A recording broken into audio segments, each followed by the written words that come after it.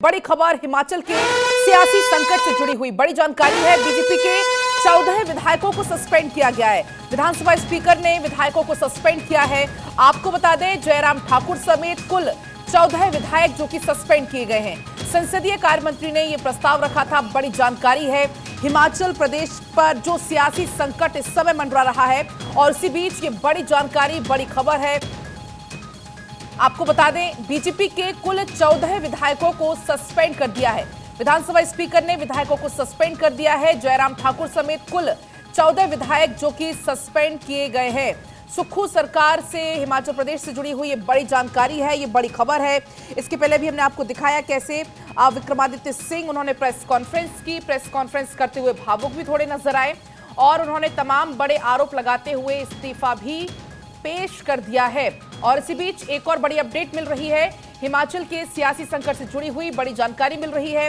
14 विधायकों को सस्पेंड किया है। बीजेपी के 14 विधायक जिन्हें सस्पेंड किया गया है। तो ये बड़ी जानकारी, बड़ी खबर हिमाचल प्रदेश पर जो सियासी संकट इस वक्त मंडरा रहा है।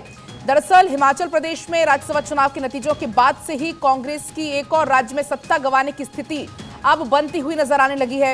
राज्य में बहुमत की सरकार होने के बाद भी कांग्रेस यहां से अपने राज्यसभा उम्मीदवार को नहीं जिता पाई। कांग्रेस की विधायक की क्रॉस वोटिंग के बाद से कल से ही जो संकट के बादल हैं वो लगातार छा रहे हैं। आपको बता दें, राज्यसभा चुनाव में जीत के बाद बीजेपी के हर्ष महाजन ने दावा किया था कि सुक्खू सरकार जल्द गिरेगी। हालांकि सीएम ने सरकार पर किसी भी तरह का संकट होने से इनकार किया है।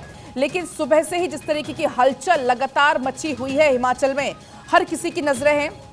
हालांकि इस दौरान सीएम ने भरोसा जताया है कि क्रॉस वोटिंग करने वाले विधायक घर वापसी कर सकते हैं। तो देखिए, उम्मीद यहां पर अभी भी है। इसके अलावा विक्रमादित्य ने एक रात का अल्टीमेटम दे दिया है। और हमारे साथ इसी बीच आयुष जुड़ गए हैं तमाम जानकारी के साथ। आपको सीधा न्यूज रूम लिए चलते हैं। आयुष, अब देखिए, जयराम ठाकुर समेत कुल 14 विधायक सस्पेंड हो गए हैं बीजेपी के। बिल्कुल, देखिए पलक, इसको इस तरह से देखा जा सकता है कि कांग्रेस की सरकार एक तरह से टाइम लेने की कोशिश कर रही है। 14 विधायक सस्पेंड हुए। अब वोटिंग में अगर वोटिंग होती भी है, फाइनेंस बिल जो है वो गिरेगा नहीं, सरकार फाइनेंस बिल पास करा ले जाएगी और सरकार के पास जो आंकड़ा है वो ज्यादा रहेगा। सुक्खू सरकार इससे बच जाएगी। फिलहाल मामला अगर कोर्ट में चैलेंज भी किया जाता है तो उसमें वक्त लगेगा और इस वक्त का इस्तेमाल सुक्खू सरकार करेगी अपने विधायकों से बातचीत करने के लिए। फिलहाल जो कुछ कोशिश की जा रही हुड्डा की तरफ से और डीके शिव कुमार जो मोर्चा संभाल रहे हैं उनकी तरफ से, कांग्रेस की सरकार और कांग्रेस आलाकमान यही चाहता है कि थोड़ा सा वक्त मिले और उस वक्त में इन विधायकों से बातचीत कर उनको वापस बुलाया जाए। अच्छा आयुष, इसमें अपडेट आ गया है कि 14 की जगह अब कुल 15 विधायक हो गए जो कि सस्पेंड किए गए हैं। देखिए, ये आंकड़ा और बढ़ सकता है, ये भी कहा जा रहा है। लेकिन इससे बड़ा झटका, क्योंकि 24-25 विधायक बीजेपी के हैं और उसमें से 15 विधायक अगर सत्र में शामिल नहीं होंगे, कितने दिन का इस सस्पेंशन ये भी देखना होगा। लेकिन इससे फिलहाल फौरी राहत जो है वो कांग्रेस की सुक्खू सरकार को मिल सकती है, कहा जा सकता है। अविश्वास प्रस्ताव इस सिचुएशन में बीजेपी ला नहीं सकती, उसके पास पर्याप्त नंबर नहीं है, वैसी गलती करेगी नहीं। दूसरा बड़ा फैक्टर 29 तारीख को कल यानी कि फाइनेंस बिल आने वाला है, वहां पर भी बीजेपी के पास आंकड़ा कम हो जाएगा। 25 विधायक थे, उसके 15 अगस्त सस्पेंड हो गए, 10 विधायक बचते हैं। ऐसे में किसी भी लिहाज से आंकड़ा जो है वो सुक्खू सरकार के पास है, जिस कोशिश में वो कामयाब होते हुए दिख रहे हैं। अब हो सकता है कि बीजेपी इस पूरे मामले को चैलेंज करे, लेकिन जो विधानसभा या विधान परिषद के अंदर या लोकसभा राज्यसभा के अंदर होता है, उसमें सत्र का जो पूरा अध्यक्षता जिसके पास होती है, उसके फैसले को आमतौर पर देखा गया कि सुप्रीम कोर्ट तब तक नहीं पलटता है जब तक वो बहुमत से जुड़ा हुआ मामला ना हो। इस केस में इस पर सवाल जरूर उठेंगे, लेकिन जब तक मामला कोर्ट पहुंचेगा, जब तक फैसला आएगा, पैरवी होगी, तब तक सुक्खू सरकार के पास टाइम है। लेकिन खतरा सिर्फ आंकड़ा साबित करने का नहीं है। खतरा बड़ा इस वजह से है क्योंकि विक्रमादित्य सिंह की तरफ से इस्तीफा देने की बात कही गई है। यानी कि कांग्रेस को खतरा बीजेपी से नहीं है, कांग्रेस को अपने अंदर खाने सबसे बड़ा खतरा है। और सबसे बड़ा राजनीतिक परिवार जो हिमाचल का है, वीरभद्र सिंह का परिवार और उनकी पत्नी प्रतिभा सिंह फिलहाल कांग्रेस की प्रदेश अध्यक्ष हैं। विक्रमादित्य का नंबर 2 कह सकते हैं कद है और लगातार ये डेवलपमेंट सामने आ रहे हैं। और इस लिहाज से कांग्रेस को बीजेपी के साथ अपने नेताओं से भी निपटना होगा। बड़ी चुनौती कांग्रेस के सामने सबसे बड़ी यही है। लेकिन आला कमान भाप नहीं पाया, ये कहना होगा, क्योंकि ये कहा जा रहा था कि सोनिया गांधी को ऑफर किया गया था कि हिमाचल से वो राज्यसभा स्थिति बनी है वो अचानक स्थिति ऐसे नहीं बन गई है। आपके पास मैं लौटूंगी, इसी बीच थानेश्वर भी जुड़ गए हैं।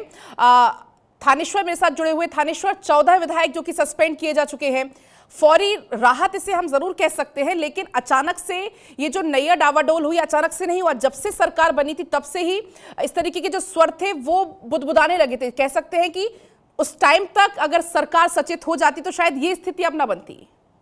बिल्कुल ठीक कहा आपने। आज जो सिचुएशन है इसकी नींव आज से 10 महीने पहले ही रख दी गई थी। 10 महीने पहले यहाँ के कुछ विधायक जाके पार्टी आलाकमान से मिलकर आए थे। उन्होंने पार्टी आलाकमान से निवेदन किया था कि जिस तरीके से हमारे साथ व्यवहार किया जा रहा है मुख्यमंत्री द्वारा, वो व्यवहार बर्दाश्त से बाहर है, क्योंकि हम अपने क्षेत्र में छोटे से छोटे काम भी नहीं करवा पाते। छोटे से छोटे काम के लिए भी मुख्यमंत्री से परमिशन लेनी पड़ती है। हमारे जो समर्थक है जिनके उनके छोटे छोटे काम नहीं होते, तो हम क्या मुंह लेकर अपने लोकसभा विधानसभा क्षेत्र के अंदर जाए। तब पार्टी आलाकमान की उनकी एक नहीं सुनी थी। धीरे धीरे जो बढ़ता उनका रोष है आज वो विस्फोटक रूप धारण कर गया है। अभी सबसे बड़ी जो बात थी कि कहा जा रहा था कि भूपेंद्र सिंह हुड्डा स्थिति को संभाल लेंगे, लेकिन अब भूपेंद्र सिंह हुड्डा के हाथ से स्थिति निकलती नजर आ रही है, क्योंकि सूत्रों से जो निकल कर आ रहा है कि विक्रमादित्य ने जो रिजाइन का प्रेशर बनाया, उनके साथ 15 विधायक उनके साथ हैं जो बीजेपी के संपर्क में हैं। अभी ये सोर्स जो कह रहे हैं कि 15 विधायक बीजेपी के संपर्क में हैं, 6 विधायक वो हैं और 9 विधायक और हैं कांग्रेस के जो बीजेपी के संपर्क में हैं। और अभी थोड़ी देर में क्लियर हो पाएगा कि वो विधायक कौन कौन है जो बीजेपी के संपर्क में है। क्योंकि जयराम ठाकुर से जब मेरी थोड़ी देर पहले बात हुई थी तो उन्होंने कहा था कि कल जिस तरीके से हमारी जीत हुई थी, अब आज उससे बड़ी जीत आपको करके दिखाएंगे।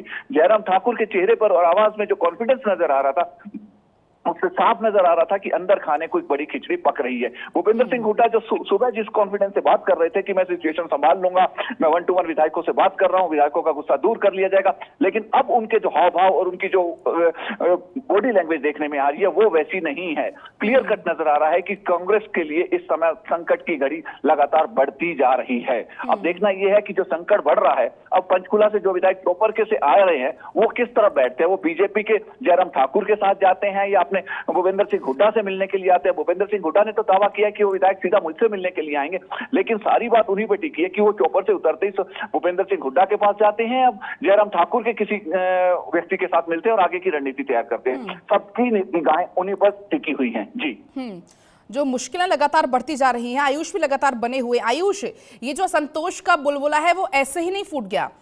असंतोष की नींव जब सरकार बनी थी तभी से ही रखी जाने लगी थी और तभी से ही वीरभद्र की फैमिली में पहले नाराजगी, फिर आनंद शर्मा के मंसूबों का टूटना, फिर विधायकों की बगावत और इसके बाद क्रॉस वोटिंग। तो धीरे धीरे करके ये जो नींव थी या जो अंदर खाने की जो कलह थी वो कैसे सामने आ गई। बिल्कुल, देखिए पलक, जानकारी है कि विक्रमादित्य से आलाकमान ने बात किया और विक्रमादित्य ने साफ कर दिया है या तो आप सुक्खू को बचा सकते हैं या सरकार बचा सकते हैं। तीसरा ऑप्शन शायद कांग्रेस आलाकमान के पास नहीं है। ऐसे में माना जा रहा है कि अगर कांग्रेस को अपनी सरकार बचानी है तो सुक्खू को हटाना ही होगा, क्योंकि जिस तरह से विक्रमादित्य सिंह ने आज इस्तीफा दिया और साथ ये कह दिया कि सुक्खू उनकी बात नहीं सुन रहे थे, उनके विधायकों की बात नहीं सुनी जा रही है। उन्होंने कहा मुझे ह्यूमिलेट किया गया, ऐसी फीलिंग मुझे लगातार बनी रही। आप समझिए कि इस कद के नेता का ये कहना सुक्खू के लिए, अपने ही मुख्यमंत्री के लिए, ये दर्शाता है कि कांग्रेस आलाकमान ये जान रहा था कि हिमाचल में सब कुछ ठीक नहीं है, इसके बावजूद कुछ कोशिश नहीं कर पाया, ये कहना ही होगा। क्योंकि ये कहा जा रहा था कि सोनिया गांधी को ऑफर किया गया कि हिमाचल से वो राज्यसभा लड़ सकती हैं, लेकिन सोनिया गांधी ने हिमाचल की बजाय राजस्थान को चूज किया, क्योंकि कांग्रेस आलाकमान को आशंका थी कि हिमाचल में इस तरह की परिस्थितियां हैं। लेकिन इस आशंका, इस जानकारी के बावजूद कोई भी कदम नहीं उठाया गया हिमाचल की सरकार को लेकर, सुक्खू को लेकर, विधायकों की नाराजगी को लेकर, और विधायकों ने नाराजगी जाहिर करने का अपना एक तरीका अख्तियार किया।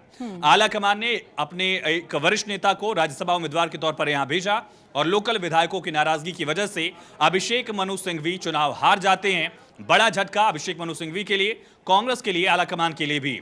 अब देखिए उससे बड़ी डेवलपमेंट ये हो जाती है कि खुद विक्रमादित्य यहां सामने आते हैं। उन्होंने विधायकों को लेकर कुछ नहीं कहा। उनकी तरफ से कहा गया कि सुक्खू ने विधायकों की समस्याओं का समाधान नहीं किया। सुक्खू ने दरअसल उन वादों को पूरा नहीं किया जो वादे कांग्रेस करके सत्ता में आई थी।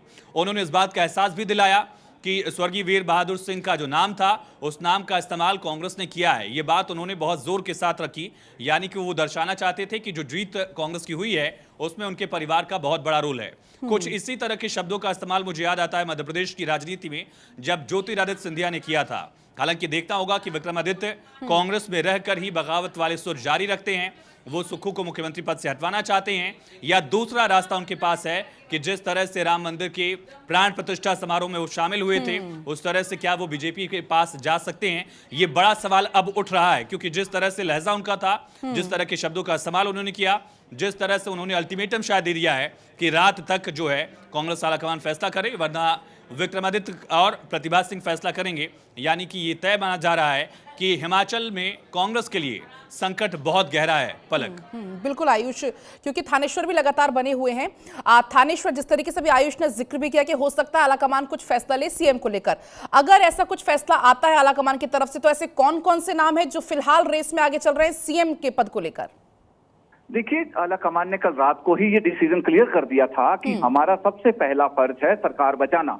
हम मुख्यमंत्री बचाना हमारा फर्ज नहीं है, सरकार बचाना हमारी इससे सबसे बड़ी हमारी पहल रहेगी। क्योंकि लोकसभा चुनाव बिल्कुल कुछ ही दिनों में आचार संहिता लगने वाली है। लोकसभा चुनाव से पहले अगर इस सरकार को कुछ हो जाता है तो उनके लिए बहुत बड़ी परेशानी का कारण बन जाएगा। आलाकमान ने क्लियर कट कह दिया था कि अगर सुक्खू के जाने से हमारी सरकार बचती है तो हम सुक्खू को बलि दे देंगे। जो उनके वर्डिंग थे, एग्जैक्ट जो यही वर्डिंग थी। अब प्रतिभा सिंह का और मुकेश अग्निहोत्री, इन दोनों केस अभी तक सुबह आधे घंटे पहले तक इन दोनों के नाम प्रमुखता से चल रहे हैं। ऐसे में अभी विक्रमादित्य ने जिस तरीके रिजाइन देकर प्रेशर पॉलिटिक्स करने का प्रयास किया और साथ ही साथ ये कहा है कि मेरे कुछ विधायक हैं मेरे साथ जो उनकी नहीं मानी जा रही थी, जिनको पूर्ण इंपॉर्टेंस नहीं दी जा रही। अब विक्रमादित्य इस चूंकि दो विधायकों में जो मुख्यमंत्री की रेस में नाम चल रहा था उनमें विक्रमादित्य को प्रमुखता नहीं थी।